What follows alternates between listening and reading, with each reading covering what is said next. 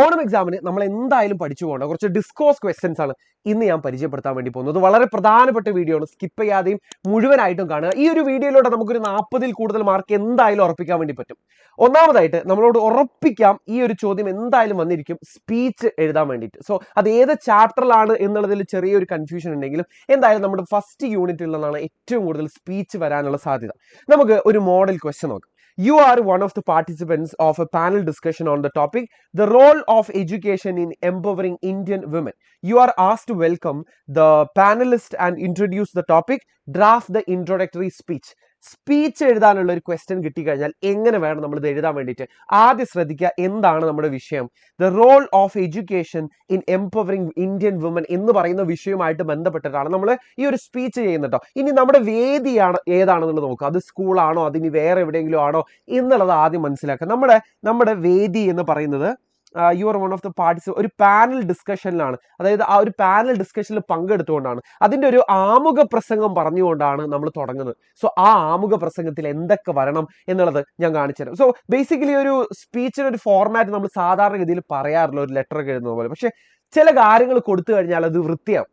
ഒന്നാമതായിട്ട് നമ്മൾ എപ്പോഴും ഒരു സല്യൂട്ടേഷനിലാണ് സ്റ്റാർട്ട് ചെയ്യുന്നത്. സല്യൂട്ടേഷൻ എന്ന് വെച്ചാൽ എന്താ? നമ്മൾ വേദിയിൽ ഇരിക്കുന്ന ആളുകളെ അഭിസംബോധന ചെയ്യുക. ഗുഡ് മോർണിംഗ് എന്നോ ഗുഡ് ആഫ്റ്റർനൂൺ എന്നോ respected teachers and my dear friends എന്നൊക്കെ പറഞ്ഞുകൊണ്ട് നമുക്ക് തുടങ്ങാം. ഇനി രണ്ടാമതായിട്ട് നമുക്ക് ഇതിൽ ആഡ് ചെയ്യാൻ പറ്റുന്ന ഒരു കാര്യമാണ്, നമ്മൾ എന്ത് വിഷയത്തിനെ കുറിച്ചിട്ടാണ് സംസാരിക്കുന്നത്, ആ ടോപ്പിക് എന്താണ്, ആ സബ്ജക്ട് എന്താണ്, അതൊന്ന് ഇൻട്രൊഡ്യൂസ് ചെയ്യുക. അതിനുവേണ്ടി നമുക്ക് എങ്ങനെ പറയാം? The topic of my speech is dash. Dash എന്താ? ഇവിടെ the role of education in empowering Indian woman എന്ന് പറയുന്നതാണ് നമ്മുടെ ടോപ്പിക്. ഇനി അതല്ല, കുറച്ചുകൂടെ സ്റ്റൈലായിട്ട് പറയണമെന്നുണ്ടെങ്കിൽ ഇങ്ങനെ പറയാം, Today I would like to share my thoughts on dash. Dash എന്താ? The role of education in empowering Indian women എന്നുള്ളതാണ് നമ്മൾ ഇവിടുത്തെ ടോപ്പിക് എന്ന് പറയുന്നത്. സോ ഇങ്ങനെയാണ് നമ്മൾ ആ ഒരു വിഷയത്തിന് ഇൻട്രൊഡ്യൂസ് ചെയ്യുന്നത്. ഇനി മെയിൻ പാർട്ട് എന്ന് പറയുന്നില്ലേ, ദ ബോഡി എന്ന് പറയുന്ന ഒരു ഭാഗമാണ്. ഇവിടെയാണ് നമ്മൾ നമ്മുടെ അഭിപ്രായങ്ങൾ, വ്യൂ പോയിന്റ്സുകളൊക്കെ പറയുന്നത്. സോ ഇതിന് വേണ്ടിയിട്ടില്ലേ നമുക്ക് ഒരു 2-3 പോയിന്റുകൾ തന്നെ പറഞ്ഞാൽ ധാരാളം. ആദ്യം നമുക്ക് പറയാം, first of all let me say എന്ന് പറഞ്ഞുകൊണ്ട് നമ്മൾ ഒന്നാമത്തെ പോയിന്റ് പറയാം. രണ്ടാമത്തെ പോയിന്റ് പറയാം, സെക്കൻഡ്ലി വി മസ്റ്റ് അണ്ടർസ്റ്റാൻഡ് എന്ന് പറഞ്ഞുകൊണ്ടില്ലേ നമുക്ക് നമ്മുടെ ഒരു വ്യൂ പോയിന്റ് അല്ലെങ്കിൽ നമ്മുടെ ഒരു പെർസ്പെക്റ്റീവ് പറയാം. നമ്മൾ ഈ ഒരു പ്രശ്നത്തിനെ എങ്ങനെ നോക്കി കാണുന്നു എന്നുള്ളത് നമുക്ക് പറയാം. മൂന്നാമതായിട്ട് അനദർ ഇമ്പോർട്ടന്റ് പോയിന്റ് എന്ന് പറയുന്നത് മൂന്നാമത്തെ ഒരു പോയിന്റ് പറയാം. ഇനിയാണ് നമ്മൾ ശ്രദ്ധിക്കേണ്ടത് നാലാമത്തെ പോയിന്റ് പറയുമ്പോൾ, ഫോർ എക്സാമ്പിൾ എന്ന് പറഞ്ഞുകൊണ്ടില്ലേ നമ്മൾ ചാപ്റ്ററിലേക്ക് കണക്ട് ചെയ്യാൻ വേണ്ടി നോക്കുക. ഫോർ എക്സാമ്പിൾ അല്ലെങ്കിൽ take this chapter as an example എന്ന് പറഞ്ഞുകൊണ്ട് 3 L's ഓഫ് എംപവർമെന്റ് അല്ലെങ്കിൽ ഈ ഒരു സ്പീച്ച് നമുക്കൊരു എക്സാമ്പിൾ ആയിട്ട് എടുക്കാം. ഈ സ്പീച്ചിൽ ഇന്ന കാര്യങ്ങളൊക്കെ പറയുന്നുണ്ട് എന്ന് പറഞ്ഞുകൊണ്ടില്ലേ ചാപ്റ്ററിലുള്ള കുറച്ച് കാര്യങ്ങളിലൂടെ നമുക്ക് ഇവിടെ ആഡ് ചെയ്യാൻ വേണ്ടി പറ്റും. സോ ഇങ്ങനെയാണ് നമ്മൾ ആ ഒരു ബോഡി എന്ന് പറയുന്ന ഏറ്റവും പ്രധാനപ്പെട്ട ഭാഗം ഫില്ല് ചെയ്യുന്നത്. ഇനി നാലാമതായിട്ട് കൺക്ലൂഷൻ ആണ്. കൺക്ലൂഷൻ എന്ന് വെച്ചാൽ നിങ്ങൾ പേടിക്കൊന്നും വേണ്ട, ഇതുവരെ പറഞ്ഞ കാര്യങ്ങൾ തന്നെ ഒന്ന് ആറ്റി കുറിക്ക് 1-2 സെന്റൻസിൽ പറഞ്ഞാൽ മതി. To conclude I would like to say dash എന്ന് പറഞ്ഞുകൊണ്ട് നമുക്ക് അവിടെ എൻഡ് ചെയ്യാം. അല്ലെങ്കിൽ ഈ പറഞ്ഞ കാര്യങ്ങളൊക്കെ ഇമ്പോർട്ടന്റ് ആണ്, അത് നമ്മൾ ശ്രദ്ധിക്കണം എന്നൊക്കെ പറഞ്ഞുകൊണ്ട് നമുക്ക് അത് എൻഡ് ചെയ്യാം. ഇനി അവസാനമായിട്ടില്ലേ ജസ്റ്റ് താങ്ക് യു എന്ന് പറഞ്ഞാലും അത് എൻഡിങ് തന്നെയാണ്, അതൊരു പ്രോപ്പർ എൻഡിങ് ആണ്. ജസ്റ്റ് താങ്ക് യു എന്ന് പറഞ്ഞുകൊണ്ടോ ജയ് ഹിന്ദ് എന്ന് പറഞ്ഞുകൊണ്ടോ നമുക്കത് എൻഡ് ചെയ്യാം. സോ ഇങ്ങനെയാണ് ഒരു സ്പീച്ച് എഴുതേണ്ടത് എന്നുള്ളത് മനസ്സിലാക്കട്ടോ. സോ ഒരു ഈ കൊടുത്തിരിക്കുന്ന ക്വസ്റ്റ്യന്റെ ഒരു എക്സാക്ട് ആൻസർ എങ്ങനെ ആയിരിക്കണം, ഒരു മോഡൽ ആൻസർ ഞാൻ ഇവിടെ കൊടുത്തിട്ടുണ്ട്. ആ നോട്ട് നിങ്ങൾക്ക് അവൈലബിൾ ആയിരിക്കും താഴെ ഓണം എക്സാമിന്റെ കമ്മ്യൂണിറ്റിയിൽ നിങ്ങൾക്ക് ആ ഒരു നോട്ട് അവൈലബിൾ ആയിരിക്കും. ഇതുപോലത്തെ ഒരു ചോദ്യമായിരിക്കും ആർട്ടിക്കിൾ എന്ന് പറയുന്നത് കേട്ടോ. സോ ഇവിടെ നമുക്കൊരു ക്വസ്റ്റ്യൻ വായിച്ചു നോക്കാം. A woman should be 2 things, who and what she wants, which such slogans have been said and gone. Still atrocities against women continue. March 8, Women's Day is fast approaching. Write an article on women empowerment, a dire necessity. അതായത് article എഴുതാനാണ് പറഞ്ഞിരിക്കുന്നത്. ഇവിടെ ആർട്ടിക്കിളിന്റെ വിഷയം ഏകദേശം സമാനമായിട്ടുള്ള അല്ലെങ്കിൽ ഒരു similar ആയിട്ടുള്ള ഒരു കോണ്ടെക്സ്റ്റിലാണ് നമ്മളോട് ഈ ഒരു ആർട്ടിക്കിൾ എഴുതാൻ വേണ്ടി പറഞ്ഞിരിക്കുന്നത്. ഇവിടെ പറയുന്നത് എന്താണെന്നറിയോ? സ്ത്രീകൾക്കെതിരെയുള്ള അതിക്രമങ്ങൾക്ക് ഇപ്പോൾ ഒരു കുറവില്ല. അപ്പൊ മാർച്ച് 8 നമ്മുടെ വുമൻസ് ഡേ അടുത്തേക്ക് വരും തോറുമില്ലേ അതിനെ കുറിച്ചിട്ട് വിമൻ എംപവർമെന്റ് എന്ന് പറയുന്നത് ഒരു ഡയർ നെസസിറ്റിയാണ്, അല്ലെങ്കിൽ അത് വളരെ അത്യാവശ്യമായിട്ട് നിൽക്കുന്ന ഒരു സാധനമാണ് എന്ന് പറഞ്ഞുകൊണ്ട് നമ്മൾ ഒരു ആർട്ടിക്കിൾ എഴുതാനാണ്. എന്താണ് ഈ ആർട്ടിക്കിൾ? ന്യൂസ് പേപ്പർ റിപ്പോർട്ട് എവിടെയാണ് കൊടുക്കുക? ന്യൂസ് പേപ്പറിലാണ്. അതുപോലെ ആർട്ടിക്കിൾ കൊടുക്കുന്നത് മാഗസീൻസിലാണ്.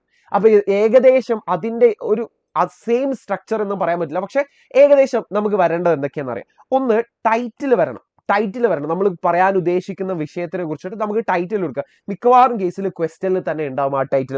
ഇവിടെ നോക്കിയേ, വുമൺ എംപവർമെന്റ് ഡയർ നെസസിറ്റി എന്ന് പറയുന്ന ടൈറ്റിൽ അങ്ങനെ എക്സ്ട്രാക്ട് ചെയ്തെടുത്താലും ആരും നിങ്ങളോട് ചോദിക്കില്ല. പക്ഷെ അവിടെ ടൈറ്റിൽ ഇല്ലെങ്കിൽ നിങ്ങളോട് വന്ന് ചോദിക്കും, നിങ്ങളുടെ ഒരു മാർക്ക് കുറയും.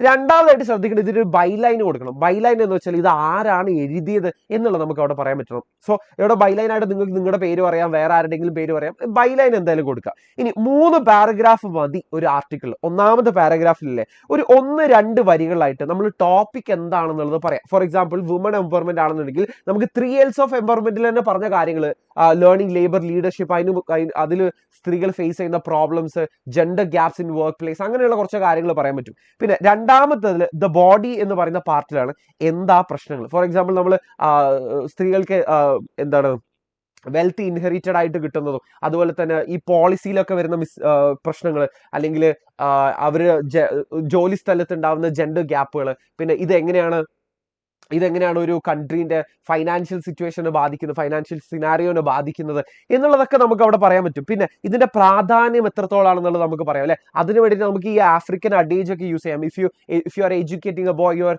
Educating a man, and if you are educating A girl, you are educating an entire village എന്ന് നമ്മൾ അവിടെ പഠിച്ചിട്ടുണ്ടായിരുന്നു. അതൊക്കെ നമുക്ക് യൂസ് ചെയ്യാം. ഇതിനു വേണ്ടിയിട്ട് എക്സാമ്പിൾസ് നമുക്ക് ടെക്സ്റ്റ് ബുക്ക് തന്നെ അല്ലെങ്കിൽ നമ്മുടെ ചാപ്റ്റർ തന്നെ എടുക്കാം. Then comes the third paragraph. ഇവിടെയാണ് നമ്മൾ കൺക്ലൂഡ് ചെയ്യേണ്ടത്. കൺക്ലൂഡ് ചെയ്യാനല്ലേ നമുക്ക് 2-3 സെന്റൻസുകൾ മതി.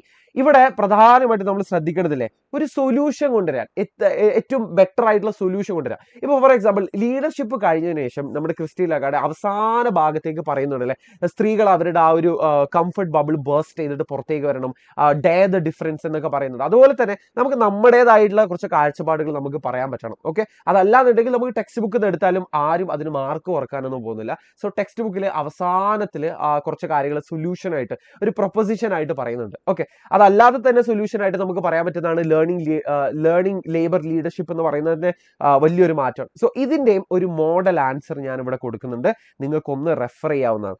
അടുത്തതായിരിക്കും ഒഫീഷ്യൽ ലെറ്റർ എഴുതാൻ. ഒഫീഷ്യൽ ലെറ്റർ തന്നെ പല ടൈപ്പ് ഉണ്ട്. ഇപ്പോൾ കംപ്ലൈന്റ് ലെറ്റർ ഉണ്ട്, ഇപ്പൊ അല്ലെങ്കിൽ ലെറ്റർ ടു എഡിറ്റർ ഉണ്ട്, അല്ലെങ്കിൽ ഇപ്പോ നമ്മൾ എന്തെങ്കിലും കാര്യം അറിയിച്ചുകൊണ്ട് ഒരു ഒഫീഷ്യലിനെ അറിയിക്കുന്ന, ഒരു ഗവൺമെന്റ് ഉദ്യോഗസ്ഥനെയൊക്കെ അറിയിക്കുന്ന രീതിയിലുള്ള ടൈപ്പ് ഓഫ് ക്വസ്റ്റ്യൻസും വരാറുണ്ട്. നമുക്ക് ആദ്യം ഈ ചോദ്യം ഒന്ന് വായിച്ചു നോക്കാം. You are a regular commuter in city buses. You have noticed that the seats reserved for women are usually occupied by men.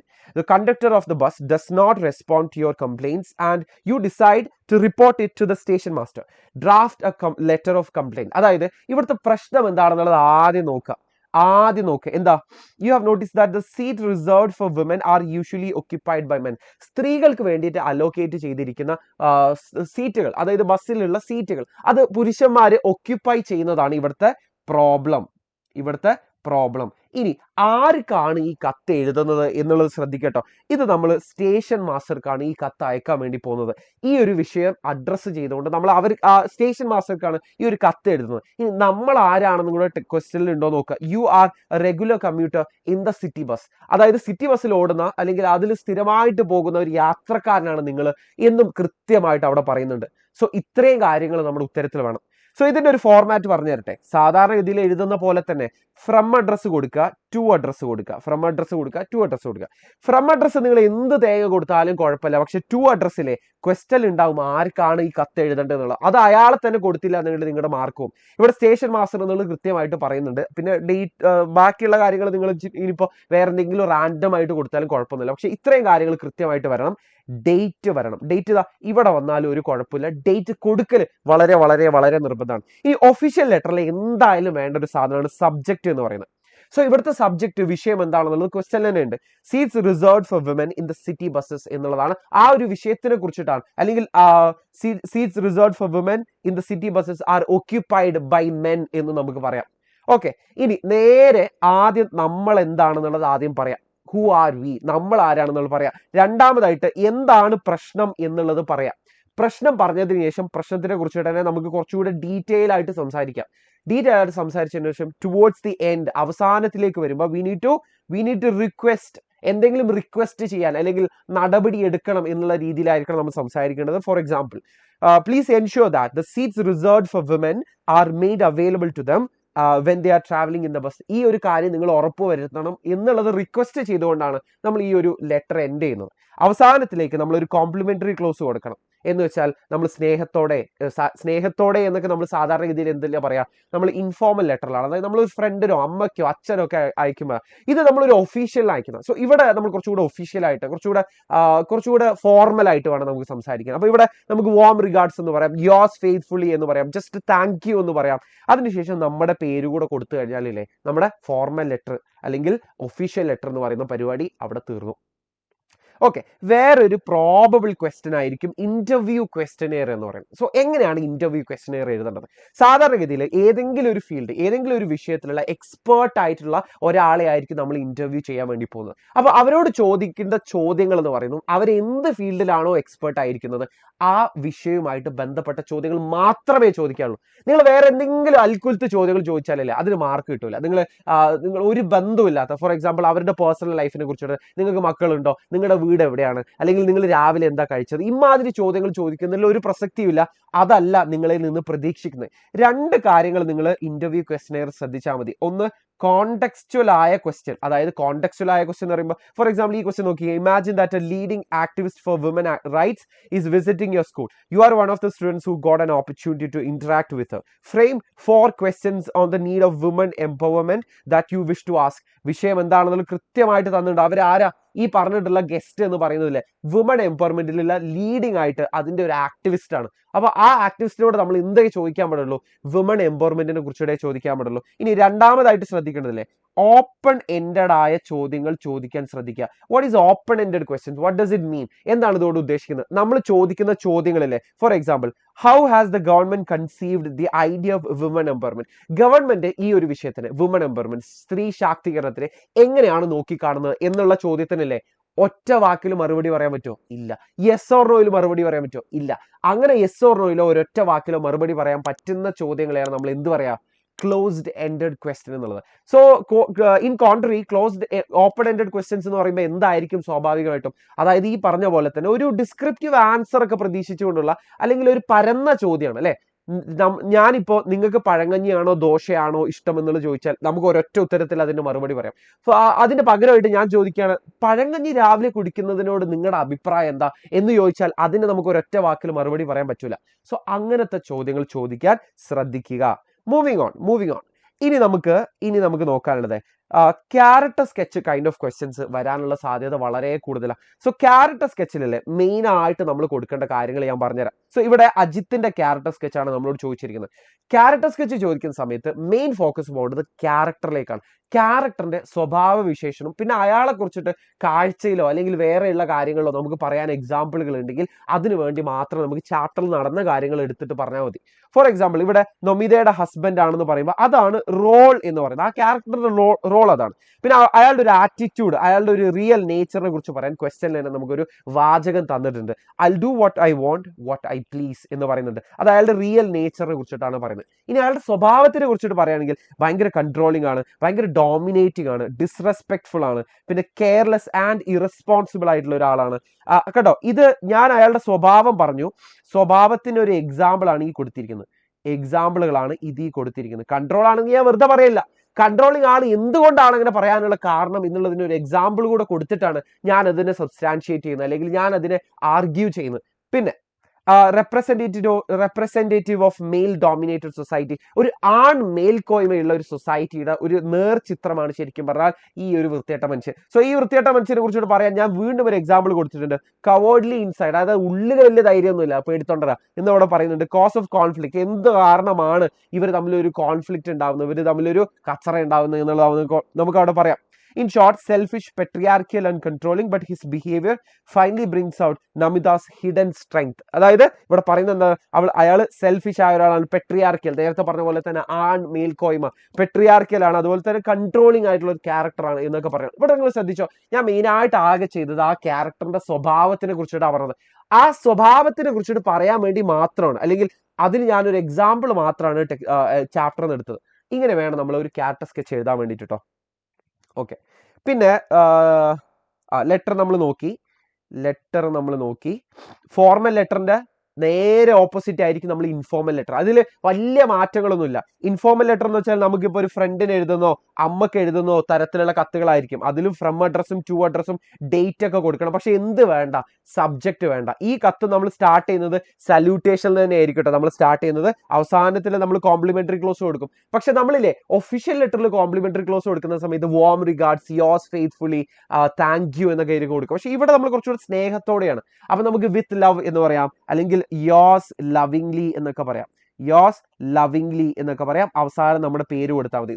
Same സാധനം തന്നെയാണ്, പക്ഷെ ഇതിന്റെ ഒരു ടോണ് മാറ്റം ഉണ്ടാവുന്നുള്ളൂ. ഇതിൽ നമ്മൾ തുടക്കത്തിലില്ലേ നമ്മൾ ഇങ്ങനെ പറയും, I hope you are doing well, നിങ്ങൾ അവിടെ സുഖമായിട്ട് ഇരിക്കുന്നു എന്നൊക്കെ നമ്മൾ പറയും. അത് ഒഫീഷ്യൽ ലെറ്റർ നമ്മൾ പറയില്ല. നമ്മളവിടെ ഓഫീസറിനോട് നിങ്ങൾക്ക് സുഖമായിരിക്കുന്നു എന്ന് ഞാൻ വിശ്വസിക്കുന്നു എന്നുള്ളത് നമ്മൾ പറയില്ല. ഒഫീഷ്യൽ ലെറ്റർ നമ്മൾ നേരെ നമ്മൾ ആരാണ്, നമ്മുടെ കാര്യം എന്താണ്, പ്രശ്നം എന്താണെന്നുള്ളതേ പറയുള്ളൂ. പക്ഷെ ഇൻ കോൺട്രി നമ്മൾ ഇവിടെ ഒരു ഇൻഫോർമൽ ലെറ്ററിലാണെങ്കിൽ നിങ്ങൾ സുഖമായിട്ട് ഇരിക്കുന്നോ, സുഖമാണോ എന്നൊക്കെ ചോദിച്ചുകൊണ്ടായിരിക്കും നമ്മൾ തുടങ്ങുന്നുണ്ട്. സോ ആ ഒരു വ്യത്യാസം നിങ്ങൾ മനസ്സിലാക്കുക. ഓക്കെ, വേറൊരു ക്വസ്റ്റ്യൻ ആയിരിക്കും സ്ക്രിപ്റ്റ് ഫോർ പ്രസന്റേഷൻ എന്ന് പറയുന്നത്. സ്പീച്ച് പോലെ തന്നെയുള്ള ഒരു ചോദ്യം. നമുക്ക് കേൾക്കുമ്പോൾ ഇതെന്തോ പരിചയമില്ലാത്തൊരു ഡിസ്കോസ് ആണല്ലോ എന്ന് തോന്നിപ്പോ, പക്ഷെ ആക്ച്വലി ഇത് എന്ത് തന്നെയാണ്, ഇത് ശരിക്കും പറഞ്ഞാൽ നമ്മൾ സ്പീച്ച് പോലെ തന്നെ ഒരു സാധനമാണ്. ക്വസ്റ്റ്യൻ നോക്കിയോ, you are taking part in a panel discussion on the topic sharing is caring being conducted by the social science club of your school along with Snehathiram Charitable Trust, where a few eminent guests and other students are taking part. After the welcome speech, you are invited for panel presentation. Prepare the script for presentation. അതായത് sharing is caring എന്ന് പറഞ്ഞ ടോപ്പിക്കുമായിട്ട് ബന്ധപ്പെട്ട് നമ്മുടെ social science ക്ലബിലെ സ്കൂളിന്റെ social science club ഒരു പരിപാടി നടത്തുന്നു, ഒരു പാനൽ പ്രസന്റേഷൻ നടത്തുന്നുണ്ട്. അതായത് കുറച്ച് പേര് വട്ടത്തിലൊക്കെ ഇരുന്നിട്ട് ഇങ്ങനെ അവർക്ക് ആ വിഷയമായിട്ട് ബന്ധപ്പെട്ട കാര്യങ്ങൾ സംസാരിക്കുന്നതാണ് പാനൽ ഡിസ്കഷൻ എന്നതുകൊണ്ട് ഉദ്ദേശിക്കുന്നത്. ആ പാനൽ ഡിസ്കഷനിൽ നിങ്ങൾ അവതരിപ്പിച്ച പ്രസന്റേഷൻ, നിങ്ങൾ അവതരിപ്പിച്ച കാര്യം, അതിന്റെ സ്ക്രിപ്റ്റ് എഴുതുക എന്ന് പറയുമ്പോൾ അല്ലേ അത് സ്പീച്ച് പോലെ തന്നെയാണ് ശരിക്കും പറയുന്നത്. പക്ഷെ ആ വിഷയം എന്താണെന്നുള്ളത് നിങ്ങൾ ശ്രദ്ധിച്ചാൽ മതി. ഇതിലും നമ്മൾ സ്റ്റാർട്ട് ചെയ്യുന്നതില്ലേ ഇതുപോലെ ഇങ്ങനെ ഗുഡ് മോർണിംഗോ respected teachers and my dear friends എന്നോ ഗസ്റ്റുകളെ അഡ്രസ് ചെയ്തുകൊണ്ട് തന്നെ നമ്മൾ തുടങ്ങുക, just like in a speech. പിന്നെ അടുത്തത് നമ്മുടെ ടോപ്പിക് എന്താണെന്നുള്ളത് പറയാം, സ്പീച്ചിലൊക്കെ കൊടുക്കുന്ന പോലെ തന്നെ. Then when it comes to the body പാർട്ടിലാണ് നമ്മൾ നമ്മുടെ ജസ്റ്റിഫിക്കേഷൻസ്, നമ്മൾ ന്യൂസിൽ കണ്ടതോ റീൽസിൽ കണ്ടതോ സോഷ്യൽ മീഡിയയിൽ കണ്ടതോ അവിടെയും ഇവിടെയൊക്കെയുള്ള കാര്യങ്ങൾ ഷെയറിംഗ് ഈസ് കെയറിംഗ് എന്ന് പറഞ്ഞ ഇതുമായിട്ട് ബന്ധപ്പെടുത്തിയിട്ട് നമുക്ക് പറയാം. സോ സ്പീച്ചിൽ അതേ ഫോർമാറ്റ് തന്നെ നിങ്ങൾ ഫോളോ ചെയ്താൽ മതി. അവസാനത്തിലേക്ക് നിങ്ങൾ ഒരു കൺക്ലൂഷൻ കൊടുക്കുക, ഒരു താങ്ക് യു പറഞ്ഞുകൊണ്ട് എൻഡ് ചെയ്യാം. സോ ഇതിന്റെ ഒരു മോഡൽ ആൻസർ ഞാൻ ഇവിടെ കൊണ്ടുവന്നിട്ടുണ്ട്. അടുത്ത ഒരു പ്രോബബിൾ ക്വസ്റ്റ്യൻ ആയിരിക്കും റിപ്പോർട്ട് എന്ന് പറയുന്നത്. പ്രോഗ്രാം റിപ്പോർട്ട്, ഒരു പരിപാടി നടത്തിയിട്ടുണ്ടാവും, ആ പരിപാടി നടത്തിയതുമായിട്ട് ബന്ധപ്പെട്ടുകൊണ്ട് നമ്മളോട് ഒരു റിപ്പോർട്ട് തയ്യാറാക്കാൻ ചോദിക്കും. സോ ഈ ഒരു ക്വസ്റ്റ്യൻ നോക്കിക്കോ, imagine that you are the secretary of the social science club of your school. You are asked to prepare the report of film festival conducted under the auspices of the Social Science Club on March 8th, International Women's Day. ഇവിടെ എന്താണ് പറയുന്നത്, March 8-ാം തീയതി international women's day. ആ ദിവസം നമ്മുടെ social science club, നിങ്ങളുടെ സ്കൂളിലുള്ള social science club ഒരു film festival ഉണ്ടാക്കി. ആ ഫിലിം ഫെസ്റ്റിവലില് പരിപാടി നടത്തിയതിന്റെ റിപ്പോർട്ട് ആസ് എ സെക്രട്ടറി നിങ്ങൾ എഴുതണം. സെക്രട്ടറി നിങ്ങൾ എങ്ങനെയായിരിക്കും അത് എഴുതാം, അതിൻ്റെ ഒരു ഫോർമാറ്റ് എന്തായിരിക്കണം. സോ ഇങ്ങനെ ഒരു റിപ്പോർട്ട് ചോദിച്ചു കഴിഞ്ഞാൽ അതിലെന്തായാലും നമ്മളൊരു ടൈറ്റിൽ കൊടുക്കണം. ടൈറ്റിൽ കൊടുക്കുന്ന സിമ്പിളായിട്ട് ഇങ്ങനെ കൊടുക്കാം, report on film festival international women's day. സിമ്പിളാണ്. ക്വസ്റ്റ്യൻ തന്നെ ഉണ്ടാവും എന്തായിരിക്കും പരിപാടി എന്നുള്ളത്. പരിപാടി എന്താണെന്നുള്ളത് തന്നെ നിങ്ങൾക്ക് ഹെഡിങ് ആയിട്ട് കൊടുക്കാം. അടുത്തതായിട്ട് ബൈലൈൻ ആണ്. ബൈലൈനിൽ നമ്മൾ ആരാണെന്നുള്ളത് പറയാം. നമ്മളിവിടെ ആരാ, നമ്മളിവിടെ സെക്രട്ടറി ആണെന്ന് അവിടെ ഓൾറെഡി പറയുന്നുണ്ട്. ഇനിയാണ് ബോഡി എന്ന് പറയുന്ന മെയിൻ പാർട്ട്. ഈ ഹെഡിങ് ഒന്നും കൊടുക്കരുത് കേട്ടോ. ഹെഡിങ് കൊടുക്കണത് ബൈലൈന്, ബോഡി, ഇൻട്രൊഡക്ഷൻ, മെയിൻ ഇവന്റ്സ് ഒന്നും കൊടുക്കണ്ട കേട്ടോ. സോ അതൊരു നോട്ടായിട്ട് നിങ്ങൾ ഒരു പാരഗ്രാഫ് ആയിട്ട് എഴുതിയാൽ മതി. ഇനി ആദ്യത്തെ ഇൻട്രൊഡക്ഷനിൽ വരേണ്ടത് എന്താണെന്ന് വെച്ചാൽ എന്തായിരുന്നു പരിപാടി, what was the event, and then date, time, place, who organised it, ആരെ ഓർഗനൈസ് ചെയ്തത്, നമ്മുടെ സ്കൂളിലുള്ള സോഷ്യൽ സയൻസ് ക്ലബ്ബാണ്. ഇത്രയും കാര്യങ്ങളാണ് ഇൻട്രൊഡക്ഷനിൽ വരേണ്ടത്. ദെൻ മെയിൻ ഇവന്റ്സിൽ വരേണ്ടത് ആര് ഇനാഗ്രേറ്റ് ചെയ്തു, ആരൊക്കെയായിരുന്നു ചീഫ് ഗസ്റ്റുകൾ, പിന്നെ ആ ചീഫ് ഗസ്റ്റുകൾ സംസാരിച്ചിട്ടുള്ള കാര്യങ്ങൾ, അതിലുള്ള മെയിൻ ആക്ടിവിറ്റികൾ എന്തായിരുന്നു. ഫോർ എക്സാമ്പിൾ ഇവിടെ നമ്മൾ ഫിലിംസ് ആയിരുന്നു മെയിൻ ആയിട്ട് പ്രദർശിപ്പിച്ചിട്ടുള്ളത്, ഫിലിം ഫെസ്റ്റിവൽ ആണത്. സോ അതാണ് നമ്മുടെ ഒരു മെയിൻ ഹൈലൈറ്റ് എന്ന് പറയുന്നത്. സോ ഇതിൽ തന്നെ കുറച്ച് സ്പെഷ്യൽ മൊമെന്റുകൾ എന്തായിരുന്നു, അവിടെ ഉണ്ടായിരുന്ന ഡിസ്കഷൻസ് ഒക്കെ നമുക്ക് ആഡ് ചെയ്യാം. ദെൻ കൺക്ലൂഷൻ പാർട്ടിലെ ഓവറോൾ ആളുകൾ എങ്ങനെയാണ് ഇതിന്റെ ഒരു മെസ്സേജ് കൺവേ ചെയ്തത്, അല്ലെങ്കിൽ നമുക്ക് പറയാം മൊത്തത്തിൽ ഒരു താങ്ക്സ് പറഞ്ഞുകൊണ്ട്, ഈ പരിപാടിയിൽ പങ്കെടുത്ത എല്ലാവർക്കും ഒരു താങ്ക്സ് പറഞ്ഞുകൊണ്ട് നമുക്ക് ഇതിനെ എൻഡ് ചെയ്യാൻ വേണ്ടി പറ്റും. സോ ഇതാണ് ഒരു റിപ്പോർട്ടിന്റെ ഫോർമാറ്റ് എന്ന് പറയുന്നത് കേട്ടോ. സോ ഇതിന്റെ ഒരു എക്സാമ്പിളും ഞാനിവിടെ കൊടുക്കുന്നുണ്ട്, നിങ്ങൾക്കൊന്ന് റെഫർ ചെയ്യാവുന്നതാണ്. ഓക്കെ, ബ്ലർബ് റൈറ്റിംഗ് ആണ് വേറെ അവസാനമായിട്ട് ഞാൻ നിങ്ങൾക്ക് പറഞ്ഞു തരാൻ ഉദ്ദേശിക്കുന്ന ഒരു ഡിസ്കോഴ്സ് എന്ന് പറയുന്നത്. ബ്ലർബ് റൈറ്റിംഗ് എന്ന് പറയുന്നത് ഈസിലി നമുക്കൊരു 4 മാർക്ക് അടിച്ചെടുക്കാൻ പറ്റുന്ന ഒരു സാധനം. കാരണം എന്താണെന്ന് അറിയാം, ബ്ലർബ് റൈറ്റിംഗ് വളരെ കുറച്ച് എഴുതുള്ളൂ. ഒരു പാരഗ്രാഫിൽ കുറഞ്ഞതേ നമ്മൾ മാത്രമേ ബ്ലർബ് റൈറ്റിംഗിൽ എഴുതുള്ളൂ. ബ്ലർബ് റൈറ്റിംഗ് എന്ന് വെച്ചാൽ ഇത്രയേ ഉള്ളൂ. നമ്മളൊരു പുസ്തകം എടുക്കുന്ന സമയത്ത് അതിന്റെ പുറംചട്ടയുടെ പുറക് സൈഡിൽ, അതായത് അയാൾ ഒരു റൈറ്ററുടെ ചിത്രമൊക്കെ കൊടുത്തിട്ടുണ്ടാവും, അതിന്റെ പുറകിൽ ഒരു കുറിപ്പും കൊടുത്തിട്ടുണ്ടാവും. അത് ആ പുസ്തകം എന്തിനെ കുറിച്ചിട്ടാണ്, അത് നമ്മൾ വായിക്കണോ വേണ്ടേ എന്നുള്ളതൊക്കെ നമ്മളെ തീരുമാനിപ്പിക്കുന്ന അല്ലെങ്കിൽ തീരുമാനം എടുപ്പിക്കാൻ നമ്മൾ പ്രേരിപ്പിക്കുന്ന സാധനമായിരിക്കും ആ ഒരു കുറിപ്പ് എന്ന് പറയുന്നത്. അതിലാകെ എന്താ ഉണ്ടാവുക, അതിൽ ടൈറ്റിൽ ഉണ്ടാവും, പുസ്തകത്തിന്റെ ടൈറ്റിൽ ഉണ്ടാവും, അതിൽ ഓഥറുടെ പേരുണ്ടാവും, ആരാണോ എഴുതിയത് അയാളുടെ പേരുണ്ടാവും, പിന്നെ അതിൽ പ്രധാനപ്പെട്ട തീമുകൾ എന്താണ്, സബ്ജക്റ്റുകൾ എന്താണ് എന്നതിനെ കുറിച്ച് പറയുന്നുണ്ട്. പിന്നെ അതിലുള്ള മെയിൻ ആയിട്ടുള്ള കീ ഐഡിയകൾ എന്താണ്, അതിലുള്ള ക്യാരക്ടേഴ്സ് ആരാണ്, അതിലുള്ള ഇമോഷൻസ് എന്താണ് എന്നുള്ളതിനെ കുറിച്ചുകൂടി പറയുന്നുണ്ട്. പിന്നെ അട്രാക്ഷൻ ലൈൻ എന്ന് പറയുന്നത് എന്തുകൊണ്ടാണ് വായനക്കാരി ഇത് വായിക്കുന്നുള്ള ഒരൊറ്റ വരിയിൽ എഴുതിയാൽ മതി. ഇത്രയും കാര്യങ്ങൾ അതിലുണ്ടെങ്കിലേ നിങ്ങൾക്ക് ഫുൾ മാർക്കാ, 4 മാർക്ക് നിങ്ങൾക്ക് കിട്ടും. വളരെ എളുപ്പത്തിൽ ഞാനൊരു എക്സാമ്പിൾ ഇവിടെ കൊടുത്തിട്ടുണ്ടോ. സോ ഇതാണ് നമ്മുടെ ടൈറ്റിൽ എന്ന് പറയുന്നത്, പുസ്തകത്തിന്റെ ടൈറ്റിൽ ഇതാണ് ഓഥറുടെ പേര് എന്ന് പറയുന്നത്, ഇതാണ് ഓഥറുടെ പേര്. ഞാൻ ഇതിൽ ക്യാരക്ടേഴ്സിന് കൊടുത്തിട്ടുണ്ട്, ഇതിന്റെ മെയിൻ തീമുകൾ എന്താണെന്നുള്ളത് കൊടുത്തിട്ടുണ്ട്, ഇനി എന്തുകൊണ്ടാണ് ആളുകൾ ഇത് വായിക്കേണ്ടത് എന്നുള്ളതൊക്കെ ഞാൻ കൊടുത്തിട്ടുണ്ട്. സോ ഇത്രയും കാര്യങ്ങളാണ് എന്തിൽ വരേണ്ടത്, ബ്ലർബ് റൈറ്റിംഗിൽ വരേണ്ടത്. സോ ഈ ഒരു കാര്യം ശ്രദ്ധിക്കുക, വളരെ എളുപ്പത്തിൽ 4 മാർക്ക് അടിച്ചെടുക്കാൻ വേണ്ടി പറ്റുന്ന ഒരു സാധനമായിരിക്കും. അവസാനമായിട്ട് നമുക്കില്ലേ പോയം കമ്പാരിസൺ ചെയ്യാം. 8 മാർക്കിനായിരിക്കും നമ്മളോട് ചോദിക്കുക. 2 ചാപ്റ്ററിന് നമുക്ക് പോയം കമ്പാരിസൺ വരുള്ളൂ. ഇത് നമുക്ക് ഒരുവിധമൊക്കെ റെഡിമെയ്ഡ് ആയിട്ട് തന്നെ പഠിച്ചു പോകും. ഒന്നാമതായിട്ട് നമ്മളോട് ചോദിക്കാൻ പോകുന്നത് എനി വുമനിൽ നിന്നായിരിക്കും, നമ്മുടെ 2ാമത്തെ ചാപ്റ്ററിനായിരിക്കും. പിന്നെ നമ്മളോട് ചോദിക്കാൻ സാധ്യത മെൻഡിങ് വാൾ എന്നാണ്. ഒരു 50-50 ചാൻസ് ആണ് 2 പോയത്തിനുള്ളത്. ഇവിടെ നമ്മളോട് മെൻഡിങ് വാളുമായിട്ടുള്ള ഒരു ബന്ധപ്പെട്ട ഇതാണ് ചോദിച്ചത്. എന്താണ് കമ്പാരിസൺ, പോയം കമ്പാരിസൺ എന്ന് പറയുന്നത്? നമ്മൾ പഠിച്ചിട്ടുള്ള ഒരു പോയം പഠിക്കാത്ത, ഫെമിലിയർ അല്ലാത്ത, അറിയാത്ത ഒരു പോയിന്റ് തമ്മിൽ കമ്പയർ ചെയ്യാനാണ് ചോദിക്കുന്നത്. സോ കമ്പയർ ചെയ്യുന്ന സമയത്ത് ഇതിന്റെ തീം ഓൾമോസ്റ്റ് സെയിം ആയിരിക്കും, പക്ഷെ കുറച്ച് വ്യത്യാസങ്ങളെ ഉണ്ടാവുള്ളൂ. 2 ഡിഫറെന്റ് ആയ കവിതകളല്ലേ, അപ്പൊ അതിൽ എന്തായാലും ഒബ്വിയസ് ആയ മാറ്റങ്ങൾ ഉണ്ടാവും. അപ്പൊ ഒബ്വിയസ് അല്ലാത്ത മാറ്റങ്ങളല്ലാത്ത ചില കോമൺ ആയ കാര്യങ്ങളുണ്ടാവും. തീമുകളിലൊക്കെ ചിലതൊക്കെ സിമിലർ ആയിരിക്കും. സോ അങ്ങനെയുള്ള കാര്യങ്ങളാണ് നമ്മൾ ഇവിടെ പറയേണ്ടത്. സോ ഇതിന്റെ ഒരു ഫോർമാറ്റ് ഞാൻ പറഞ്ഞുതരാം. ഒന്നാമതായിട്ട് ഇൻട്രൊഡക്ഷനിൽ 2 പോയറ്റിന്റെ പേരും പറയാം. രണ്ടാമതായിട്ട് ഇതിൽ കോമൺ ആയിട്ടുള്ള തീം ഉണ്ടാവും, സെൻട്രൽ ആയ തീം ഉണ്ടാവും. ഫോർ എക്സാമ്പിൾ ഈ പോയത്തിന്റെ പേര് തന്നെ നെയ്ബർ എന്നാണ്. നമ്മുടെ മെൻഡിങ് വാളും അൾട്ടിമേറ്റ്ലി ആ നെയ്ബേഴ്സ് തമ്മിലുള്ള റിലേഷൻഷിപ്പും അവർ തമ്മിലുള്ള ഒരു കമറാരിറ്റി ഒക്കെയാണ് സംസാരിക്കുന്നത്. സോ ഇവിടെ തന്നെ തീം തന്നെ നമുക്ക് സെൻട്രൽ തീം തന്നെ നമുക്ക് ഓൾമോസ്റ്റ് സിമിലർ ആണ്, പക്ഷെ അതിൽ തന്നെ കുറച്ച് വ്യത്യാസങ്ങൾ ഉണ്ടാവും. അതെന്താണെന്നുള്ളൂടെ ചേർത്തിട്ട് പറയാം തീംസിൽ. ഇനി എല്ലാ പോയത്തിനും ഒരു മൂഡ് ഉണ്ടാവും, അല്ലെങ്കിൽ ഒരു ടോൺ ഉണ്ടാവും. ഫോർ എക്സാമ്പിൾ ഇല്ലേ, നമ്മുടെ മെൻഡിങ് വാൾ എന്ന് പറയുന്ന poem it's highly reflective or questioning ആയിട്ടുള്ള ഒരു പോയമാണെന്ന് കാണാം. ഓക്കെ, അതുപോലെ നമുക്ക് കിട്ടിയിട്ടുള്ള പോയം ഏത് ടോണിലാണ് വരുന്നത് നിങ്ങൾ ജസ്റ്റ് ഒന്ന് അസസ് ചെയ്തിട്ട് അവിടെ അങ്ങോട്ട് കൊടുക്കുക. പിന്നെ സ്റ്റൈലും സ്ട്രക്ചറോട് ഉദ്ദേശിക്കുന്നില്ല. ചില കവിതകളൊക്കെ ഇപ്പോൾ 4 വരിയുടെ സ്റ്റാൻസയിലൊക്കെ ഇരിക്കുമ്പോൾ അതാണ് അതിന്റെ സ്ട്രക്ചർ എന്ന് പറയുന്നത് കേട്ടോ, അല്ലെങ്കിൽ അതിന്റെ ലെങ്ത് എന്ന് പറയുന്നത്. ഇനി അതല്ല, അതിന്റെ താളബോധത്തിനെ കുറിച്ച് നമുക്ക് പറയാം. റൈമിംഗ് വേർഡ്സ് ഒക്കെ ഉണ്ടെങ്കിൽ അത് റൈമിംഗ് ആണെന്ന് പറയും. ഇനി ഒരു റൈമും ഇല്ലെങ്കിൽ അതൊരു ഫ്രീ വേഴ്സ് ആണെന്ന് പറയാം അല്ലെ. ഫ്രീ വേഴ്സ് ആണ് നമ്മുടെ മെൻഡിങ് വാൾ എന്ന് പറയുന്നത്. ഇനി അതിൽ കൊടുത്തിട്ടുള്ള പോയറ്റിക് ഡിവൈസുകൾ അറ്റ്ലീസ്റ്റ് അല്ലേ നമ്മുടെ കവിത, നമ്മൾ പഠിച്ചിട്ടുള്ള കവിതയിലുള്ള പോയറ്റിക് ഡിവൈസുകൾ എങ്കിലും നമുക്ക് പറയാൻ പറ്റണം. ഇതിൽ നിങ്ങൾ നോക്കുന്ന സമയത്തില്ലേ എന്തായാലും ഒരു 1-2 പോയറ്റിക് ഡിവൈസുകൾ നിങ്ങൾ കണ്ണിലടക്കും. അറ്റ്ലീസ്റ്റ് ഇമേജറി ആൻഡ് അലിട്രേഷൻ എന്തായാലും നിങ്ങളുടെ കണ്ണിലടക്കും. പിന്നെ അവസാനത്തിലേക്ക് കൺക്ലൂഷൻ പറയാം. എന്താണ് അവസാനമായിട്ട് നിങ്ങളില്ലേ ഇത് തമ്മിലുള്ള ചെറിയ ഡിഫറൻസും ഒരു ഓവറോൾ മെസ്സേജ് എന്താണെന്നുള്ളതും പറഞ്ഞു കഴിഞ്ഞാലല്ലേ നിങ്ങൾക്ക് 8 മാർക്ക് കിട്ടും. അതായത് നമ്മുടെ ഏറ്റവും അവസാനത്തെ ക്വസ്റ്റ്യൻ ആയിരിക്കും നമ്മുടെ പോയം കമ്പാരിസൺ എന്ന് പറയുന്നത്. ഇതിനൊരു 8 മാർക്ക് നിങ്ങൾക്ക് എന്തായാലും കിട്ടിയിരിക്കും. ഓക്കെ, ബാക്കിയുള്ള ക്വസ്റ്റ്യൻസ് ഒക്കെ നമ്മൾ ഓൾറെഡി ഡിസ്കസ് ചെയ്തിട്ടുള്ള. സോ ഓണം എക്സാമിന് എന്തായാലും നിങ്ങൾ പഠിച്ചു പോകേണ്ട ഡിസ്കോഴ്സുകളുടെ ഫോർമാറ്റുകളാണ് ഞാൻ ഇപ്പോൾ പറഞ്ഞു തന്നിട്ടുള്ളത്. ഈ പറഞ്ഞതിന്റെ അത്രയും ഉത്തരങ്ങൾ, ആൻസറുകൾ ഞാൻ ഒരു നോട്ടാക്കിയിട്ട് ഞാൻ താഴെ കമ്മ്യൂണിറ്റിയിൽ കൊടുക്കുന്നതായിരിക്കും. സോ ഇത് നിങ്ങൾക്ക് അവൈലബിൾ ആയിട്ട് കിട്ടണമെന്നുണ്ടെങ്കിൽ നിങ്ങൾ ആകെ ചെയ്യേണ്ടത് താഴെ ഓണം എക്സാമിന് മാത്രം ഫോക്കസ് ചെയ്തുകൊണ്ടുള്ള ഈ ഒരു കമ്മ്യൂണിറ്റിയിൽ നിങ്ങൾ ഇപ്പോൾ തന്നെ പോയി ജോയിൻ ചെയ്യുക. അവിടെ നിങ്ങൾക്ക് ഈ ഒരു നോട്ട് അവൈലബിൾ ആയിരിക്കും. അതെന്തായാലും നിങ്ങളൊന്ന് പരമാവധി പ്രയോജനപ്പെടുത്തുക. അപ്പോൾ എക്സാമിനുള്ള പ്രിപ്പറേഷൻസ് ഒക്കെ അടിപൊളിയായിട്ട് നടക്കുന്നത്. ബൈ.